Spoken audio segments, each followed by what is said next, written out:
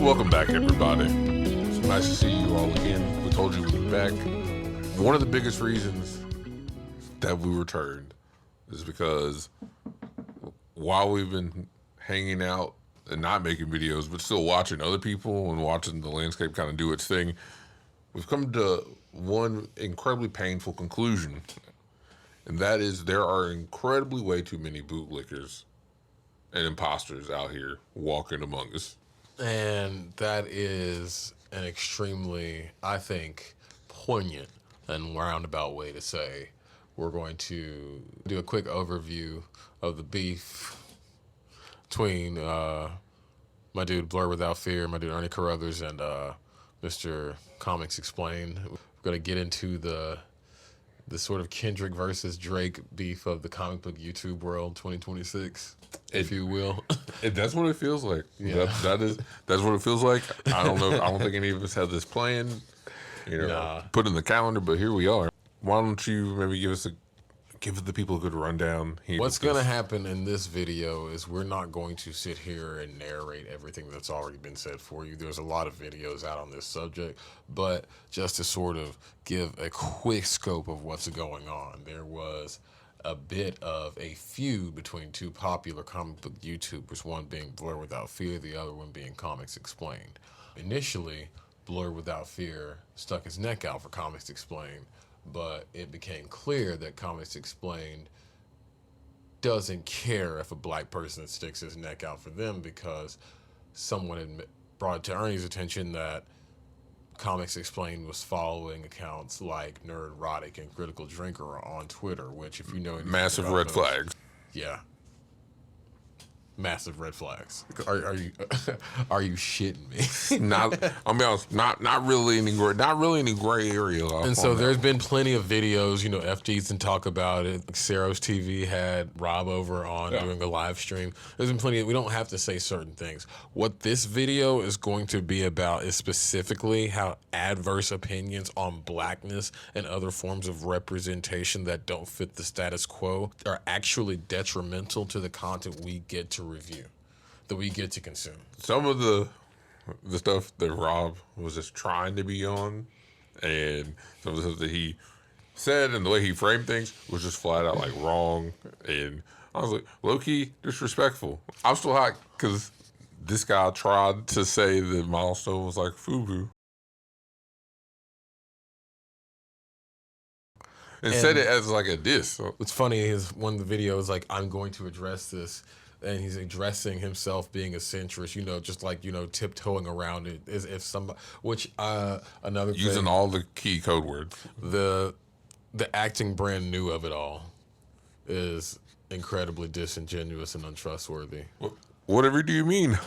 There was so much that was addressed, I guess, but I feel like the burden of importance that needs to be addressed. So you're supposed to know this craft, you're supposed to know this content, you're supposed to know this space. And let's leave out the fact that you are a black person and that this is February. Let's leave that out. You are supposed to be one of the most knowledgeable sources on the medium that is comic books, period. And all you had to say about Milestone Comics was that it was FUBU for comics. Even a white person would know better. Terrible. Absolutely terrible. Completely, we're just stop playing with me. We're just gonna try to completely gloss over the Milestone is FUBU. This ain't a Milestone Comics. This ain't a Milestone. We could do one, but I'm gonna be honest with you. There's plenty. We'll put them in the description. You can go watch Ernie's. You can go watch Dope Spills. You can go watch. There's the dude who did the big video on Dwayne McDuffie. Yeah, man, excellent. There's video. Rob could have watched that, which brings me to my next point. Well, I need the Ta-Nehisi Coates the clip. Yeah. Was silence not an option? That's the one. You could have shut up. You could have not let everybody know how much you really don't know. But you see, here's the thing. Once Ernie brought this whole situation to light, Rob he had to go this way with it. Now it's out. It's like, oh man, you might as well you gotta kind of send out the clarion call to your base here, your real base, which is, the Into White Boys. the good old we're just here for the comic guys. Is that crowd. And again, that whole thing has always been a cop-out answer and a facade in general. I got a big issue still with the acting brand new of it all, because we talked about this several times before we decided to sit down and film this video. It's like, again, you're supposed to be the most knowledgeable source on comics, and you playing this centrist role, which is never not fake. Okay? Yep. Let's get that out of the way. It's really childish to even present that in 2026. Let's forget about what's going on in this country and in this world. We've been known better than to try that. You know, that's been a thing of the past for a long time. But to pretend that you just want to talk about comics and avoid the politics of it all is to not know comics. Because we can sit up here and be like, oh man, the X-Men is political all day. Anybody can say that shit. Anybody can say that Civil War is a political story, but there is rarely a superhero that isn't involved with something political. There is rarely a story that doesn't have a political undertone or an overtone in the medium that is comics. Most of the movies that come out that are superhero movies or comic book related are political in some way. Yeah, I mean, yeah, Like, Civil War. That was all them cat movies. like Superman comes from Krypton, right? Yeah, And he's a reporter. Black Panther is the leader of a what? Oh, a nation. Batman's a neoliberal billionaire in a ravaged city that's Gotham. Like, it's Detroit. come on, like there's nothing. Everything that isn't supernatural, and most of the shit that is supernatural that has to do with Gotham City is political. That doesn't make sense to me. Thor is from an imperial hierarchy. No. He's a part of an imperial hierarchy. Iron Man is an arms dealer. But again, this. The Punisher shoots. But unfortunately, this is what you're gonna get with. Mayor Kingpin. You're right, Mayor King, Mayor Cage. Right. Yeah. Unfortunately, this is what you're gonna get with this particular type of person, who, in this situation, you know, drawing as little attention to politics and the race thing. That behooves Rob's bank account. Rob is not trying to scare away the viewers. He's not really trying to do anything, I think, other than find some, I mean, me, in my opinion, find some like easy monetization. I think Ernie's right. I think he's cooked. Just find, I mean, because let's be real. I don't follow comics explain whatever. I never have. Well, Caleb's the plug now, so you know, right? I mean, I work at anything I want to read. If I ain't gonna go get it, because I usually just go to the store and just to go see Caleb anyway. Yeah. But if I can't make it, I'm like, can you bring this? Right. But look, even way before all that, I was still going to the shop. I'm still reading. Like, I've been having you know, a subscription list. I've been having a pull list. Like, yeah, Caleb's more up on it than I am. I've been reading. I got on trades. Yeah, I got the trades and whatnot. So no, I didn't find like Rob particularly very helpful, because like, let's be real, bro is just a living like Kindle audiobook. I acknowledge that he does a thing that involves the culture and you know and whatnot, but do I believe he really is about the culture? And I mean, in this situation, I'm talking about the dual culture of not only actual real comic book culture, but also like, I mean, black culture, which I feel like we kind of gotten our answer here about that. Like,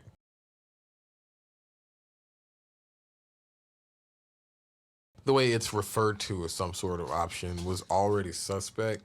I keep hammering home the act and brand new, or you know, put in a median centrist role. That's my issue with it, right? But it just seems like he himself is referring to anything black as the other. And it's weird to me that he's considering proper consideration special treatment. Being a narrator. Yeah. Like, that doesn't add up. Am I making sense? You are making sense, but Okay, because it's like weird. He's like, I don't want to look at it like the black thing. I just want to look at it like the regular thing. Like, I just want to look at comics. But, like, that's in comics. very much so. And also, if you're not... I just read the Dakota incident. Like, it's if, very much in common. If you like, you thinking like, I remember he had one video where he said some shit like, "My dad taught me to look at everything from both sides," but Yeah, you're not that part, looking at it from both sides. You're looking at it from one side and claiming that you're looking at it from the outside in when you're looking at it from one direction, and you're claiming that you understand it from both directions. But if you're looking at anything from both sides, then you would have proper consideration to have at least a different opinion of what you've let people know. From the video where he was stressed out in the car. Vaping. Vaping. Yeah. He was hitting that strawberry cheesecake vape real hard today. Okay. I guess the point I'm getting to is it's not that difficult to do better. Which was why I still ask, was silence not an option? You know what I mean? Ultimately, no, he couldn't live like that. Because Milestone is FUBU is wild, and that's not even all we have. Like, you can sit up and talk about Blue Marvel and all this shit. You can sit up and talk about Mr. Terrific and all that shit. Yep. And you can sit up and talk about Milestone and Icon and Static and Blood Syndicate, because that was what I grew up on as far as Milestone. I didn't even know what I was reading. I didn't know I was reading Milestone comics. Yeah. I just had Blood Syndicate. Blood Syndicate. Niggas on it. Blood Syndicate was the Yeah, hood. Yeah. Blood Syndicate was hood, I bro. didn't even... You believe Blood Syndicate was some it's to happen in Memphis. Yeah, I grew up. Yeah, that's what straight up. It was like I was getting Blood Syndicate from a dude who worked with my mom. No idea that the Static Shock dude from the TV show with Phil Lamar's the voice had anything to do with these guys at all. I really didn't know what I was reading at the age that I was reading Blood Syndicate. To be honest, I mean, look, all I knew is that Hardware was dope, and he seemed like he was about more ish than Iron Man was. At the end of the day, Rob's gonna keep doing his thing. My prediction: he's gonna lean into all the more problematic stuff, even more so now. Since we're talking about different perspectives, I want to, as a musician, that's my trade. As a musician, I'm no stranger to something being desalinated and/or appropriated. Something being viewed, looked at, and being like, all right, I get it now, and then an attempt at replicating it, thus to reproduce it for a wider audience. And it's like this desalinated kind of bullshit thing. Well, to understand that and to be able to do that and to be able to sell an audience something good enough, because like for what I do, like playing covers a lot in bars and stuff like that, to be able to sell an audience something good enough, you need to be able to understand at least a little bit of going on from the perspective of whoever created it or somebody in proximity to that. You know what I mean? Like, let's say I don't know this country song and it gets called. I better know some country somethings. You know what I mean? I better be able to call some. I better be able to hit some of those. So with that in mind, with that perspective, to me, it doesn't seem right to be able to call just looking at things objectively from one point of view, looking at things from both sides. That doesn't make sense. It most certainly does. That's not right. You're saying you're looking at things from all point of view, but you like that objectivity in itself is just one point of view. And it's misinformed. The information is malnourished at best. Because, again, there are imposters among us, and if you're supposed to be this sort of source of information, then your information should be way better than what it seems to be. If Milestone is FUBU. I can't get over it. I won't get over it for a while. I don't think I ever will. We're not forgetting that. We're not forgetting that ever. What I want to touch on the most, and I said this at the front of the video, is that those kinds of opinions, the opinions of people like Nerdrotic and Critical Drinker and the Minions and the 4chan people and the anti-woke bots and the phalanx of that whole culture on the internet, they have adverse effects on what we get as consumers. They tank shows before they come out because of who's in the show or what the show's about. Absolutely. We're out of the realm of lying about comic book accuracy like we were for decades before. You know what I mean? Yeah. That's long gone. They got an issue. We can make a whole video about how Whistler was created because they didn't want to make Jamal Afari. You know, we can't do that. Yeah, you know that's and I love Chris Christopherson. I'm glad they a little too. I'm glad they got him. Yeah. I mean, look, yeah, he was great. The extreme racialization of the entire media can't be looked at as some afterthought or some happenstance that we can just like walk by and be like, oh yeah, that was a time. No, that is now. That is the past. And that keeps being the future when you have this sort of complacency, because at best, that's what Rob is complacent with it. Yeah. Yeah, at best. We just really wanted to get some of our a little bit more composed and less cussing involved thoughts with you. Yeah, about all this. I had to refrain from straight roasting this nigga because I would have. It really could have just evolved into something ugly, but we're trying to, Talking about he wanted to call Ernie everything a child of God. I want you to know, everybody watching this video, Ernie Carrozza is from Memphis, Tennessee, and so am I. Yeah. Yeah. So watch your mouth. Yeah, right. What we also can say is that, by all means, if you haven't already, slide over and check out Blerd Without Fear. I'll never forget when I first started following Ernie. It was a long time ago. It was years. I mean, years. And it was, he reviewed the first Venom trailer ever for the movie, the first one. And he said, I woke up for this bullshit. Because it was just that trailer where it showed him in the MRI thing and then just the black vein, and that was it. It was. You know what? That was the correct response. That was pretty much that was the correct response. I ain't even know he was from Memphis yet. Yeah. So yeah, by all means do that. And again, definitely fade on Rob and the whole comics explain thing. Go to your local shop. Go buy some comics. Go hit up your library. Go check out some comics. You can check out graphic novels. You can do that too. Use your resources out here.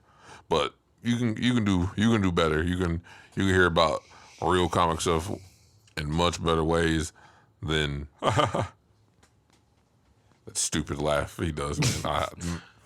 That's the thing that stuck with me. Didn't FD do that shit too? So yeah, he did. FD's actually was super on point. FD. Like, hey, and don't be getting mad at anything we say about dude, because there's plenty of videos out of folks just straight frying this motherfucker. I ain't even got off on him like I could have. Man, I'm you don't even real know. honest about it. You don't even know that's just for after we cut off the tape. Yeah. But look, until the next time, y'all. Be easy. Be easy. Read up.